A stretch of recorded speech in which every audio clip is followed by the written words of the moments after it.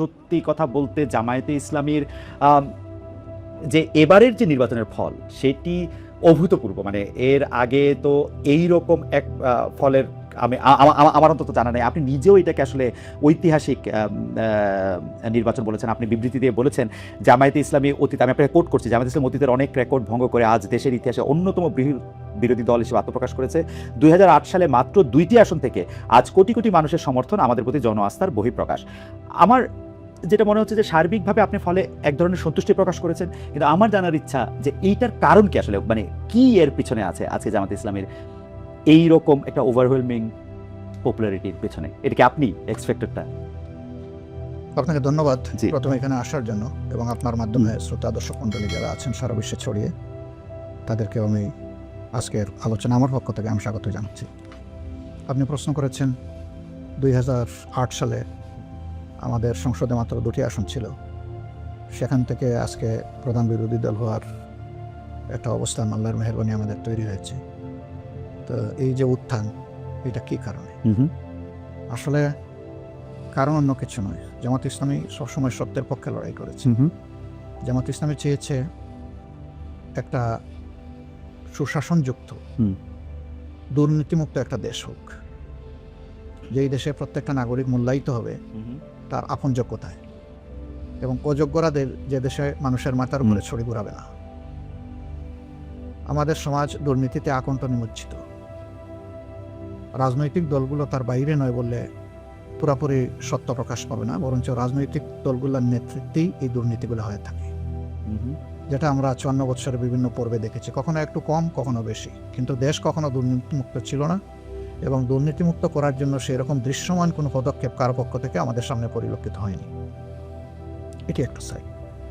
আরেকটা সাইড হচ্ছে যে সমাজের সত্যিকার অর্থে গ্রাম আদালত থেকে শুরু করে উচ্চ আদালত পর্যন্ত কোথাও মানুষ কাঙ্ক্ষিত বিচারটা পায় না। যার সামাজিক প্রভাব আছে, যার টাকা আছে, বিচার তার পক্ষে কথা বলে, এবং অনেক সময় মজলুম তার নিয়ে বিচারটা খুঁজেও পায় না, কোথায় হারিয়ে যায়। বাংলাদেশের মানুষ এই জায়গাগুলোতে খুব জর্জরিত।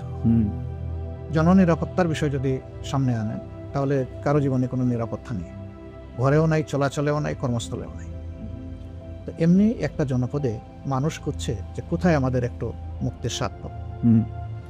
বাংলাদেশ জামাত ইসলামী 79 সালে তার যাত্রা শুরু করার পর থেকে গণতান্ত্রিক পন্থার রাজনীতি করে আসছে, এবং সেই রাজনীতিটা দলের ভিতরে এবং বাইরে দুই জায়গায়। অন্য কোনো দলে সেটা কতটুকু আছে না আছে আমি সে বিতর্কে যাচ্ছি না, কিন্তু আমরা আমাদের জায়গাটায় এ বিষয়ে পরিচ্ছন্ন যে আমাদের প্রত্যেকটা নেতৃত্ব নির্বাচিত হয় গণতান্ত্রিক পন্থায় অভ্যন্তরীণভাবে, এবং প্রত্যেকটা সিদ্ধান্ত গৃহীত হয় যথাযথ ফোরামে আলোচনা করে। এই সৌন্দর্যটা আস্তে আস্তে বাড়ছিল। আর বিশেষ করে 2024 সালে যখন আমাদের যুব সমাজ তাদের ন্যায্য কাজের দাবিতে, তাদের মেধার স্বীকৃতির দাবিতে যখন আন্দোলন শুরু করে, তখন সরকার অতীতের 15.5 বছরের মতোই চেয়েছিল এই আন্দোলনটাকেও দমিয়ে দিতে, কিন্তু শেষ পর্যন্ত তাদের হাত থেকে ফসকে যায় তাদের এই কন্ট্রোল, নিয়ন্ত্রণ, এবং জনতার বিজয় হয়। তবে সে বিজয়ের যে লড়াইয়ের নেতৃত্ব দিয়েছে যুব সমাজ। আমরা কোনো রাজনৈতিক দল নেতৃত্বের এই ক্রেডিট যদি দাবি করি, এটা চরম অন্যায় হবে। এটা আন্দোলনের নেতৃত্বে যুব সমাজ আর অংশগ্রহণের সারা বাংলাদেশ। সেই বাংলাদেশের মধ্যে আমরাও ছিলাম, অন্যান্য রাজনৈতিক দলও ছিল। যেহেতু আমরা সবাই মজলুম ছিলাম, সেই কারণে সমস্ত মজলুমের একটা মিলন মেলা বলতে পারেন যে এই আন্দোলনটা ছিল। আন্দোলন সফল হওয়ার পরে লক্ষ্য করবেন যে কখনো আমরা এই আন্দোলনের কোনো ক্রেডিট দাবি করিনি, কখনো না, কোনোভাবেই না। আমরা সবসময় বলে এসেছি নেতৃত্বে যুব সমাজ, অংশগ্রহণের দেশবাসী, এবং এই বিজয় দেশবাসীর বিজয়। কিন্তু পাশাপাশি আমরা দেখেছি অনেকেই তারা সেখানে ক্রেডিট ক্লেম করেছে, তো আমরা সেই দিকে যাইনি। আশ্চর্যের বিষয়, যখন এই আন্দোলনে বাংলাদেশের মানুষগুলা কোন দলের হয়ে লড়াই করেছে মানুষের জন্য, তখন সেই শহীদ মানুষগুলাকে নিয়ে বাগবাটোরা শুরু হয়ে গেল। আমরা কিন্তু এর বিরুদ্ধে করেছি। আমরা বলেছি শহীদরা কোনো দলের হতে পারে না, গোষ্ঠীর হতে পারে না, শহীদরা গোটা জাতির সম্পদ, এবং আমরা তাদেরকে সেভাবেই ওই মর্যাদায় আমরা রাখতে চাই। এরপরে আমাদের এই শহীদ পরিবারের পাশে যাওয়া, এটা আমাদের নৈতিক দায়িত্ব হিসেবে আমরা নিয়েছিলাম। এটা কোনো রাজনীতি ছিল না আমাদের, কারণ আমি তো মরতে পারতাম, আমার আরও সহকর্মী মারা যেতে পারত।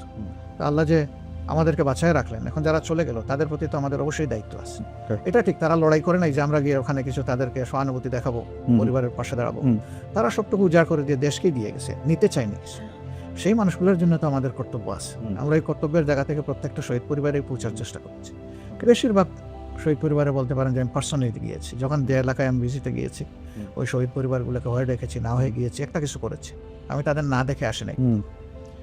আহত পঙ্গু যারা হয়েছে তাদের বিষয়টা আমরা অ্যাটেনশনে নিয়েছি, কিন্তু আমরা তো একটা সংগঠন, আমাদের কাছে তো সরকারি কোনো ট্রেজারি নেই। ফলে আমাদের সীমিত সামর্থ্যের জায়গা থেকে শহীদ পরিবার এবং আহত পঙ্গু ভাই বোনদের পাশে আমরা দাঁড়ানোর চেষ্টা করছি। এই বিষয়গুলো তো জনগণ দেখেছে। একটা দল এরকম করছে, বাকি দলগুলো ক্রেডিট নিয়ে কাড়াকাড়ি করছে, এবং সেই সময় থেকে অনেকে আবার নির্বাচনের দিকে ঝুঁকে পড়েছে। আমরা তখন বলেছিলাম যে আগে পরিবেশটা সামাল দেন, তারপরে নির্বাচনের প্রশ্ন। তো শেষ পর্যন্ত নির্বাচন 17 মাসের মাথায় হলো, যে নির্বাচন হয়েছে। আপনি বলছেন এখানে আমাদের উত্থান, আসলে কি এটাই আমাদের রিয়েল চিত্র? এই প্রশ্ন এখন সমাজের অনেকের মনে। এই প্রশ্নটা আমি করতে চাই, এবং আমি এর উত্তর দিব না। ইতিমধ্যে টিআইবি একটা রিপোর্ট পেশ করেছে, তারপরে সুজন একটা প্রতিবেদন তাদের তুলে ধরেছে।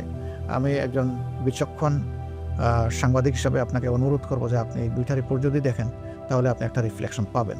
তবে আমাদের দেশে যেহেতু একটা সংস্কৃতি তৈরি হয়ে গিয়েছে, এই কথাগুলো আমি ইলেকশনের আগেই বলেছিলাম, জিতলে ইলেকশন ফেয়ার, হারলে এটা সূক্ষ্ম কারচুপি অথবা আপনার বড় কারচুপি, এটা বলা হতো।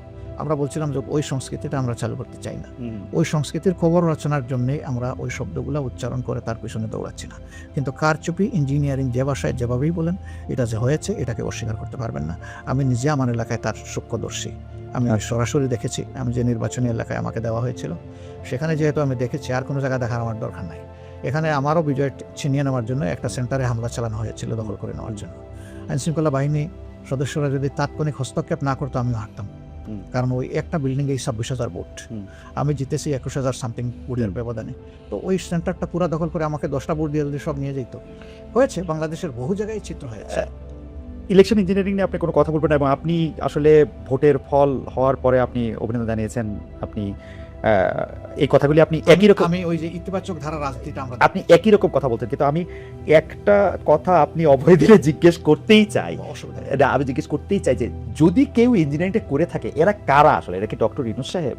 এরা কি ভিতরে থাকা আপনাদের লোক, বিএনপির লোক, সেনাবাহিনী? তারা কারা আসলে? মানে if there is an engineering. দেখেন, ওরকম স্পেসিফিক্যালি বলতে হলে তো আমার সামনে সাবস্টেন্সিয়াল ডকুমেন্টস লাগবে। কিছু জিনিস আছে বলা যায়, করা যায় না। কিছু জিনিস আছে করা যায়, বলা যায় না। কিছু জিনিস আছে বুঝি কিন্তু বলতে পারি না। এটা সমাজের কথা আমি বলতেছি, আমার বিষয়টা ভিন্ন। তো এই বিষয়টা পরিষ্কার হতে আস্তে আস্তে তো শুরু হয়ে গেছে না? এই দুইটা রিপোর্টকেই যদি আপনি সামনে রাখেন, সেখানে আপনি কিছু আলামত পেয়ে যাবেন। এবং আমার ধারণা যে কিছুই গোপন থাকবে না।